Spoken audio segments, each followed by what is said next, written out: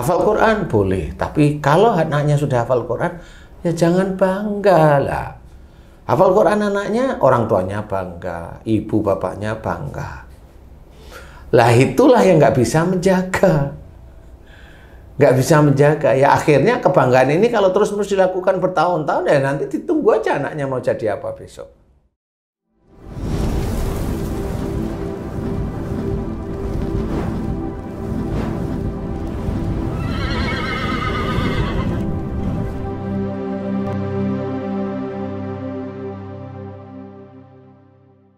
Bismillahirrahmanirrahim. Assalamualaikum warahmatullahi wabarakatuh. Waalaikumsalam warahmatullahi wabarakatuh.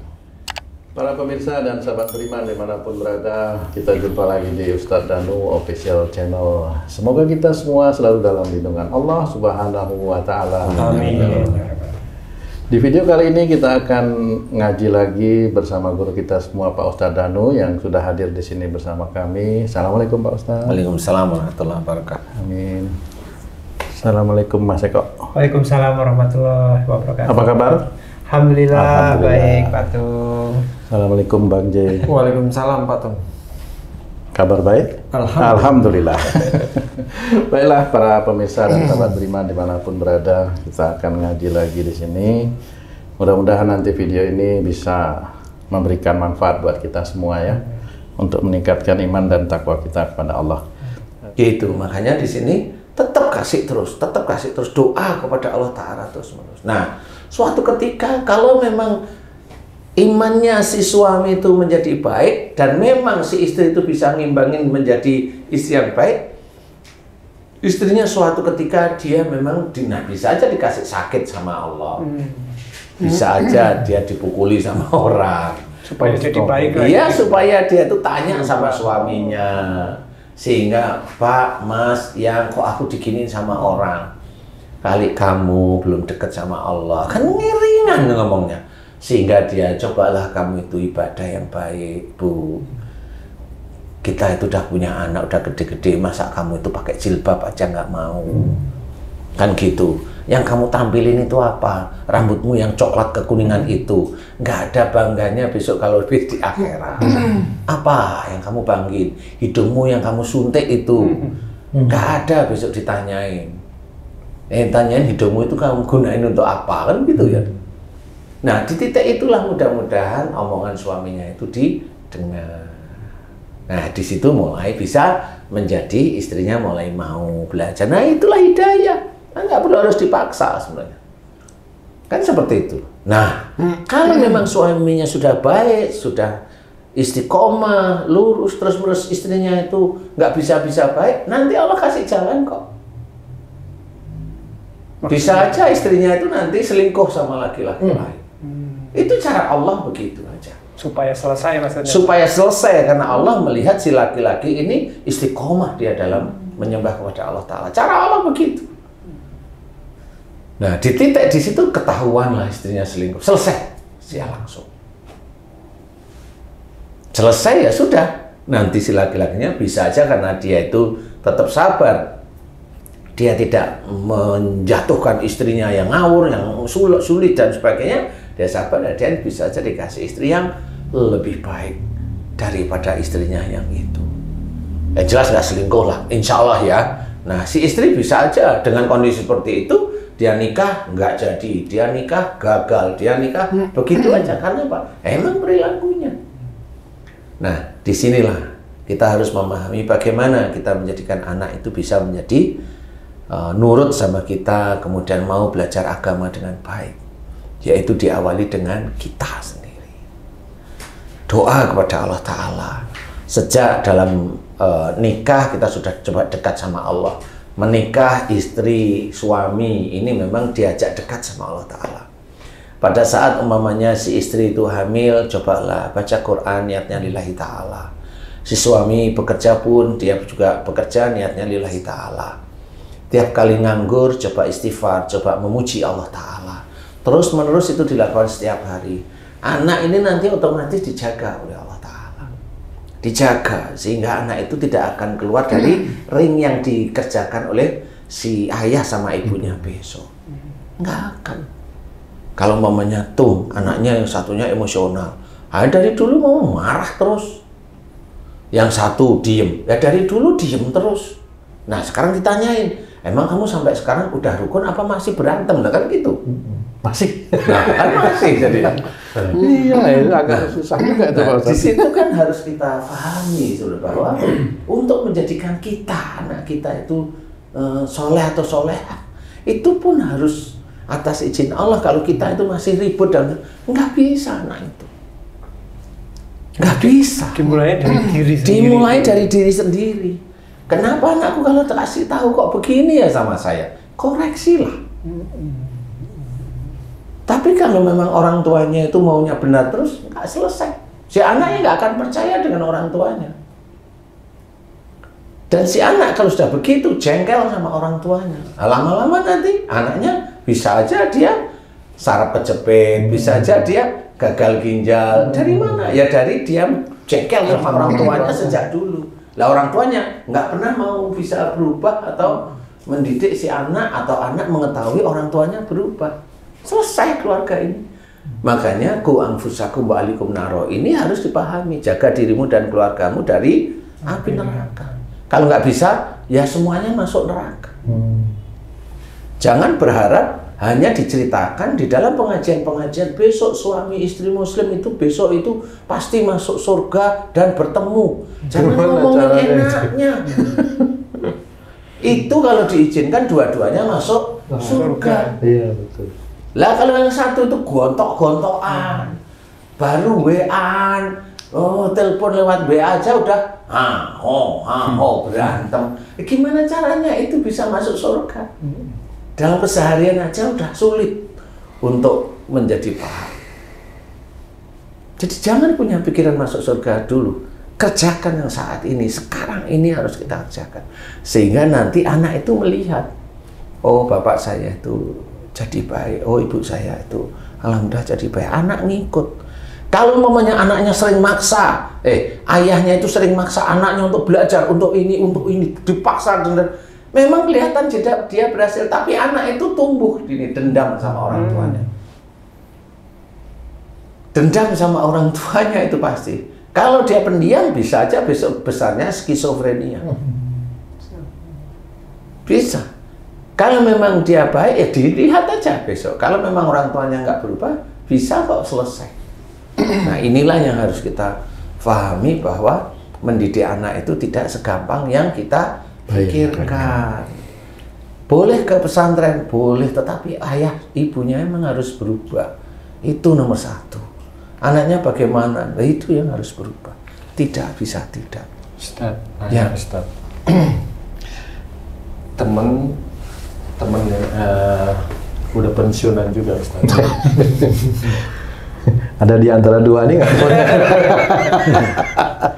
Dia senang sekali ngelihat YouTube Ustadz. Alhamdulillah. Dan sudah menjalankan apa yang Ustadz nasihatkan, terutama adalah bertobat terus-menerus selama dia usia lamanya dia berbuat dosa gitu. Dia udah berusaha, kira-kira dia mengatakan, wah sekitar 30 tahun saya berdosa terus dan saya sedang bertobat terus, tapi umurnya udah 50-an. Kalau dia 30 berarti sampai 80. Dilalahnya dia punya anak itu boleh dikatakan sering berbuat maksiat. Bagaimana orang tua ini bisa mendoakan anaknya sedangkan dia sendiri masih dalam proses pertobatan ini, Ustaz? Gitu loh. Saya juga nanti saya tanyain Pak Ustadz Danu, insya Allah berkenan. Nah, gimana tuh Ustadz jalan keluar? Iya, sebenarnya begini Ci. Jadi si orang tua itu tetap dia itu belajar untuk berubah, bertobat, berubah seperti taubatan nasuha kan jelas ya. Bertobat, berjanji tidak mengulangi lagi dan berubah, tidak mengerjakan dan istiqomah. Nah itu taubatan nasuha, mudah-mudahan itu diterimalah tobatnya ya. Nah, yang harus pada saat ada perubahan temannya Haji tadi itu seperti itu, di titik itulah sebenarnya dia boleh mendoakan anaknya menjadi anak soleh, cukup aja soleh. Persoalan nanti diterima sama atau tidaknya oleh Allah Ta'ala itu hanya Allah. Kita tidak perlu khawatir ya. Kalau memang kita menuju ke arah hal yang baik, pasti Allah itu tahu kalau kita itu juga berusaha menjadi baik. Nah, biarkan Allah nanti yang akan menilai sehingga akan dijadikan anaknya itu baik kembali ke jalan Allah atau belum. Itu hanya Allah Ta'ala. Makanya kalau umpamanya teman Haji J itu sendiri melakukan sesuatu tidak baik, kemudian anaknya melakukan sesuatu tidak baik, nah itulah yang tadi saya ceritakan akan sama. Nah, di titik itu boleh bersedih, boleh, tetapi jangan terlalu berkepanjangan, larut seperti itu. Doain tetap. Nah, bagi orang tuanya yang memang sudah merasa seperti itu, tobat terus-menerus. Tobatlah terus-menerus. Makanya genetik itu tidak hanya genetik itu disakit, enggak, perilaku itu juga genetik. Jadi kalau orang tuanya itu memang mau belajar agama dengan sungguh-sungguh, dengan baik, istiqomah, anaknya insya Allah otomatis kok. Dia dikasih nasihat dikit aja nanti paham, insya Allah. Karena apa? Ayahnya dinasihatin, ngerti, mau. Tapi kalau dulunya dinasihatin susah, emang susah. Susah, makanya di situ tobatlah pada Allah Ta'ala dan berjanji untuk tidak melakukan hal-hal buruk lagi. Kemudian doakan anak yang berbuat tidak baik itu, dolim kepada dirinya sendiri atau orang lain itu, didoakan akan menjadi soleh. Persoalan diterima sama Allah atau belum, udah nggak usah dipikirin. Karena Allah Maha Pengampun, pasti kalau kita serius, insya Allah paling tidak dari kita sendiri diampuni, ya mudah-mudahan anak kita itu sendiri diberi jalan oleh Allah Ta'ala, kembali ke jalan Allah sebagai anak yang soleh atau soleha. Nah, disinilah sebenarnya peran orang tua. Sehingga bagaimana bagi ibu-ibu muda, bapak-bapak muda ini mendidik anak. Hafal Quran boleh, tapi kalau anaknya sudah hafal Quran, ya jangan bangga lah. Hafal Quran anaknya, orang tuanya bangga, ibu bapaknya bangga. Lah itulah yang nggak bisa menjaga. Nggak bisa menjaga. Ya akhirnya kebanggaan ini kalau terus-terus dilakukan bertahun-tahun, ya nanti ditunggu aja anaknya mau jadi apa besok. Wallahu alam, saya nggak ngerti. Saya nggak menjadikan sesuatu atau mengancam. Enggak. Dilihat aja, bisa kok nanti.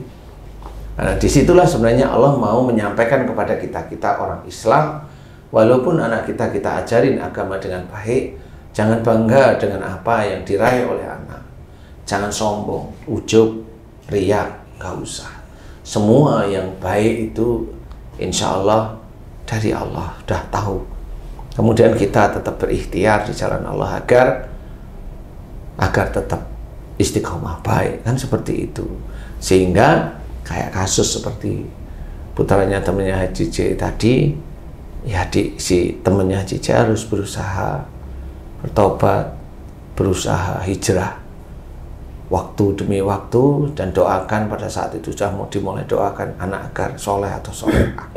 Dan itu ditunggu, jangan minta 1 tahun harus soleh. Itu kan ngancam Allah namanya ya. Nggak usah, serahin aja sama Allah. Allah itu maha mengetahui mana yang paling baik untuk kita, sudah sangat tahu. Jadi nggak perlu menggurui Allah, nggak perlu. Ya Allah, aku pengen kaya. Ya Allah, aku pengen kerajaan, beri kepadaku. Nah itu kan ngawur kalau saya. Itu namanya itu Jibril aja nggak pernah minta macam-macam ya. Jadi kita harus pahami bahwa kita itu makhluk ciptaan Allah Ta'ala. Jadi jangan menjadikan dunia itu menjadi tujuan hidup kita. Selesai kita besok di akhirat.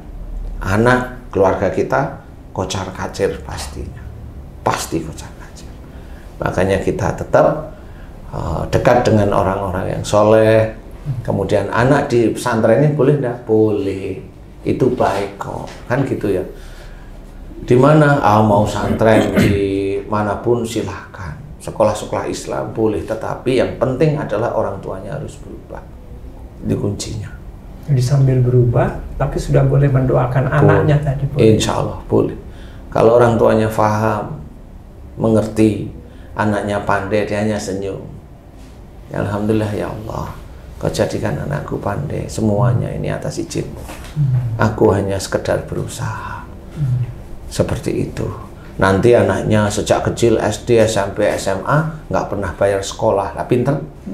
Sampai kuliah diterima tanpa uang, kan pinter. Nah, ini orang yang begini biasanya kasak kusuk terus-menerus, bangga-banggain anaknya. Ya tinggal tunggu aja nanti bagaimana caranya.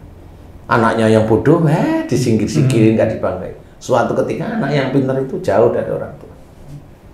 Dan dolim kepada orang tuanya biasanya. Karena orang tuanya itu banggain terus.